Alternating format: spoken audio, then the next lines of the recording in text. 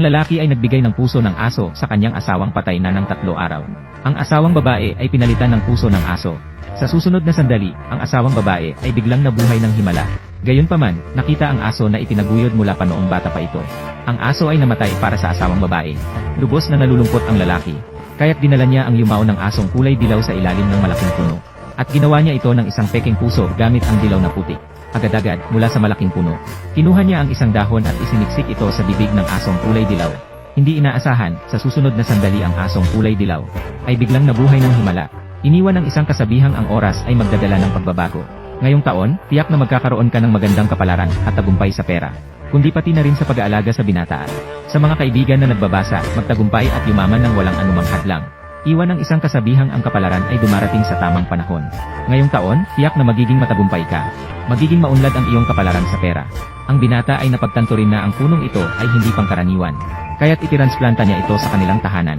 Sa pamamagitan ng maingat na pagdidilig araw-araw. Ang puno ng Diyos ay lumaki at naging isang matayog na puno.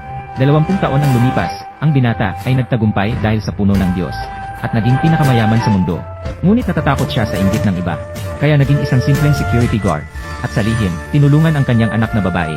Hanggang sa siya ay naging isang bilyonaryang CEO na maganda. Ngunit hindi alam ng anak ang tunay na pagkatao ng kanyang ama. Sinabi pa niya na ang pagiging tagapangalaga ay nagdulot ng kahihiyan sa kanya. Sa kanyang 45 taon, araw-araw pa rin siyang nag-aalala. Kaya't hinihingi niya na dapat makahanap agad ng kanyang inaasam na kasintahan. Kung hindi, paputol niya ang kanilang relasyon bilang ama at anak. Kaya walang magawa, pumunta siya sa blind date kinabukasan. Subalit hindi inaasahan, napunta siya sa maling mesa. At nauupo sa harap ng dalawang magkapatid. Bago makapagsalita ang kabilang partido, nagpakilala na agad ang matanda. Magpakilala nga. Ang pangalan ko ay Feng Jingshan. Edad 45, tagapangalaga sa Lingkuan Community. Sweldo na 4,000 kada buwan. At iba pa, wala nang iba. Nakita ng babae na ang matanda ay kaaya-aya. Kaya't nagsimulang magpakilala ang kanyang ate. 35 anyos, mayaman. Siya ang CEO ng Snow Beauty Group. Isa siya sa mga pinakabatang female billionaire sa Jinhai. Nang marinig ng lalaki, gulat siya. Tanungin mo kung bakit sila pumunta kahit maganda na ang kanilang kalagayan. Ngunit sinabi ng kausap sa lalaki, hindi talaga sila pumunta para sa pakikipag-date. Nalaman ng lalaki na nasa maling mesa siya. Kaya humingi siya ng paumanhin sa dalawang magandang babae. Pagdating sa tunay na taong ipinakilala para sa pakikipag-date, agad siyang nagpakilala muli. Ngunit biglang narinig ng blind date partner na ang sweldo ng lalaki ay 4,000 lang. Agad siyang binuhusan ng tubig. Nagtaka ang lalaki at nagtanong, bakit siya ay ganun kaayaw sa kanya? Ngunit ang mga mata ng babae patuloy na nakatingin sa labas sa Bentley. Nangangahulugan na ang ganitong klaseng tao lang ang karapat-dapat sa kanya. Nang makita ang mayari ng Bentley na pumasok, agad na lumapit ang babae at nakipag-usap sa mayari. Hindi alam ng karamihan na ang taong ito ay simpleng isang driver lang ng tiyo. Lumayas ka. Umalis ka dito. Bakit ka sumisigaw ng ganyan? Anong problema mo? Ang driver pala ang pumunta para sunduin ang lalaki upang magulat ng trabaho para sa kanya. Gusto siyang makita ng miyembro ng royal family ng Chanto. Isang piging ang gaganapin sa Longming Restaurant. Ang mga kilalang personalidad sa Golden Sea ay magtitipon. Nang marinig ng lalaki, medyo interesado siya. Sa pag-aakalang subukan, pumayag siya. Agad na dumating ang lalaki sa lugar ng bangket. Ano? Sa hindi inaasahang pagkakataon, pagpasok pa lang ay nakita. Babae na materialistic na nagde-date sa sarili sa araw. At nang makita ng ina ng babae ang lalaki, agad siyang nagalit. Ngunit ito ay itinulak ng lalaki. Sa katunayan, dati nang nagkaroon ng relasyon sa ina ng babae. Hindi inaasahan na magkikita sila ulit dito.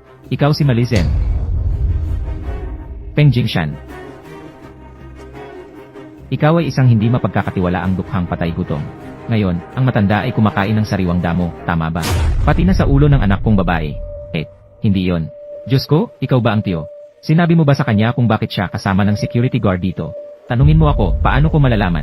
Nanay, kilala niyo ba siya? Hindi lang kilala.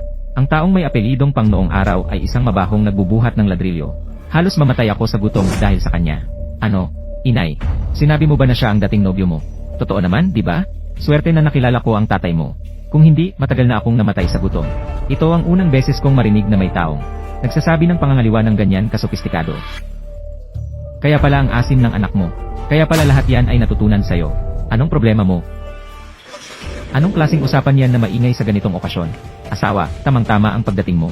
Naaalala mo pa ba itong basurahan na pinangalan ng Feng? Ay, naku. Hahaha, hindi ba't siya yung nagbubuhat ng ladrilyo sa construction site noon? Noong araw, isang kain lang, walang susunod. HMP.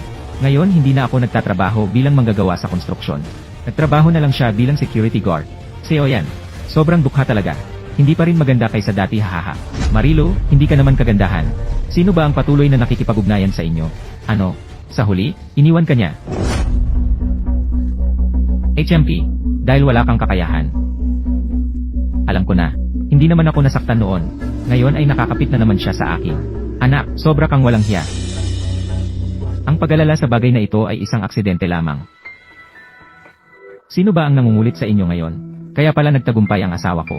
Isang senior executive ng isang nakalistang grupo. Mabaho ka pang security guard. Lahat kayo ay pumunta rito. Sinabi rin niya na hindi niya kami sinusuportahan. Seo yan. Nandito ka kaya para makita ang gate. Ano ba talaga ang nangyayari dito? Ipaliwanag mo ng maayos. Papa, ito ang kadati ko ngayon. Ano? Ganitong bagay. Huwag mong banggitin, alam ko. Paano niyo siya nakita? Napakalukaret. Nakakadiri, hindi ako pwedeng magalit. Mabait na anak. Sa tingin ko, mayroong misunawaan dito. Wala tayong dahilan para magalit sa mga ganitong klaseng tao. Bababain ba natin ang antas natin? Hahaha, ako ang tatay mo. Kamakailan lang ay nakilala ko ang isang mayaman. Ngayon, nandito rin siya. Mamaya ipapakilala kita sa kanya. Talaga? Kailangan bang sabihin yon? Naintindihan ba ng Fengyun Group? Iyon ang pangunahing tuntungan sa Jiangzhou. Ako ang sales manager ng Fengyun Group. 50,000 taon ang sahod. Mabaho kang security guard. Anong karapatan mo para guluhin ang alaala ko? Naalala mo ba nung iniwan mo ako? Bahala na ang tadhana. Sa tingin ko, hindi na gaanong maganda ang pananaw mo ngayon. Matagal na ang lumipas na mga taon. Siya lang ang nag-promote ng isang maliit na manager ng sales department. Kahit anong sabihin mo, mas higit pa rin ang asawa ko kaysa sayo. Kailangang maging mas malakas ang mabahong security guard mula sa lower class society na ito. Bahala ka. Wala kang karapatan pilitin akong umalis. Hahaha. Ikaw, matandang tao, agad-agad ka pa magbuka ng bibig. Alam mo ba kung saan ito? Ngayon ito ay Kinyon Hotel. Para sa higanteng negosyo ng Porter Valley. Ang pagdating ni Emma Walt. Tama, maraming kilalang personalidad ang nagtipon dito ngayon. Ito ay upang tanggapin tayo. Ang marangal na Ginoo na Moro. Haha, nakita mo ba? Ang ginto upuan ay para sa kanya.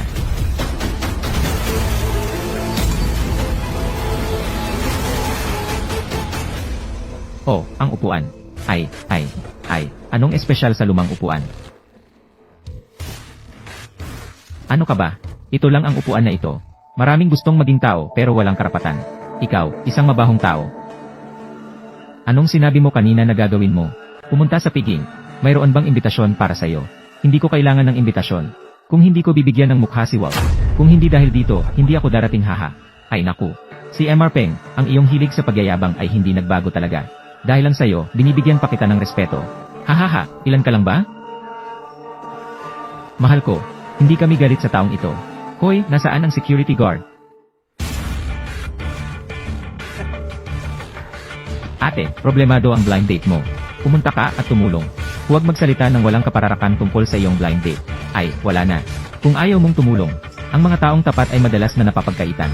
Ako si Kian Kangtai ng Fengyun Group. Pinaghihinalaan ko na ang taong ito ay pumasok para manggulo sa ibang lugar. Pakiusap, ipaakyat niyo ang mga bisita sa aking asawa. Pakiipakita ang imbitasyon. Wala akong imbitasyon. Hindi sinabi iyon. Totoo ang sinabi ni Kian. Sino ang nagpa-enter sa'yo? Agad kang umalis? Talagang ito ang isa sa pinakamagandang 5 bituin na hotel sa Jiangdu. Ang security measures dito ay talagang maayos. Ang Qingming Hotel ay hindi basta-basta lang.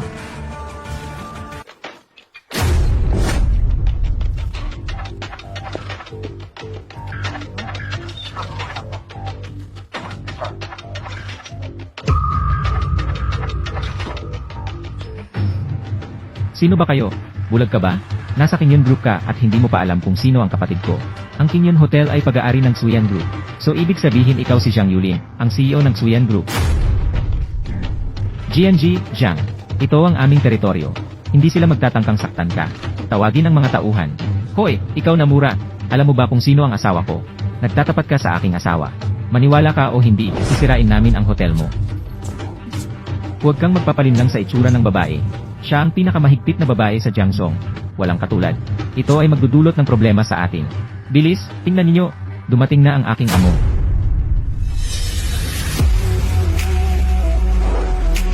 Hindi ba ito si Young Master Lu Weiluo? Naririnig ko na siya ang magiging tagapagmana ng Future Storm Group. Ang kanyang kasikatan ay napakataas. Ang kanyang kinabukasan ay walang hanggan. Bagong dating lang siya mula sa ibang bansa. Nakakuha ng graduate degree sa Business Administration. ang kanyang kinabukasan ay maganda. Si MR Luo ay nasa early 30s lang. Ang Fengyun Group ay talagang nakakatakot. Susunod ang amin. Ang agwat ay patuloy na lumalaki sa pagitan natin. Oh, MR Luo, nandito ka na. Mangyaring magmadali. Ito ang sikat na si Luo Wei, ang binibining Luo na lagi kong sinasabi sa iyo. Master Luo, ito ang aking anak na si Qianyan. Anong nangyayari dito? MR Luo, nagkataon na nandito ka kasama nitong matandang lalaki. Noon, kasama ko siya. Anong pinagsasasabi mo? Ji Luo ay ganito. Ang mabahong security guard na ito ay ginugulo ang aking anak. Nagpapagulo pa rin sa okasyon. Nagbabalak kaming sagutin siya. Tama, gusto pa niyang makipag-ugnayan sa wall. Ang daming reklamo. Anong antas niya? Pinagdudahan ko na siya ang pumunta dito sa silid ng piging upang manggulo. May ganyan. Mayroong misinterpretasyon dito, Master Luo. Hindi mo dapat paniwalaan lamang ang kanilang salita. Ang halaga ng katawan ni Luo Xiao ay hindi mababa. Dapat mabilis kang umalis. Kung hindi, hindi rin kita matutulungan. Tayo ay nagkakilala sa di inaasahang pagkakataon. Bakit ka mabuti sa akin? Ako. Paano ko malalaman? Tanungin mo ang kanyang pamilya. Sa kabuuan. Dapat mabilis kang umalis. Lumakad. Bakit ako alis? Tanungin niyo si Walt. Tumatalbog ba sila na payagan akong umalis? Ate, may problema kaya sa utak itong matandang ito. Kung siya ay nakasakit ng mga tao sa Fengyun Group, hayaan mo na lang siya. Siya pa nga ay nagmumura kay MR Wall. Huwag kang magsalita ng walang basehan. Kung itong sinabi mo ay maririnig ni MR Wall, iniisip mo ba ang mga kahihinatnan? Mahirap kausapin si Miss Zhang. Sumpain ang demonyo, tingnan natin. Dapat nating hulihin siya. Hintayin si MR Wall na dumating. Bakit ka ganyan kapasaway? SMP, sa simpleng salita mo lang. Pagdating ni MR Wall, pinapagawa ko siya na unang ayusin ka. Ay naku.